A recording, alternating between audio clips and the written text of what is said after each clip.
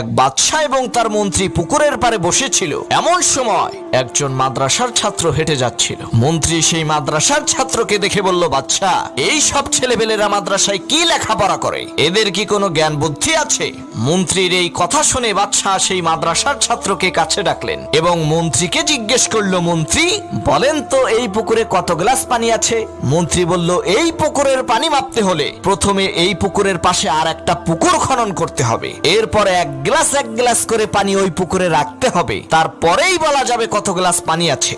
বাদশা এবার মাদ্রাসার ছাত্রটিকে জিজ্ঞেস করলো, বাবা তুমি বলো তো এই পুকুরে কত গ্লাস পানি আছে? মাদ্রাসার ছাত্রটি বলল, মহামান্বিত বাদশা, আপনি তো বলেননি গ্লাসটি কত বড়। যদি গ্লাসটি পুকুরের সমান হয় তাহলে পুকুরে 1 গ্লাস পানি আছে, আর যদি পুকুরের অর্ধেক হয় তাহলে 2 গ্লাস পানি আছে। ছেলেটির এই কথা শুনে মন্ত্রী অবাক হয়ে বলল, সর্বনাশ, এই ছেলে তো আমার চাইতেও বড় জ্ঞানী।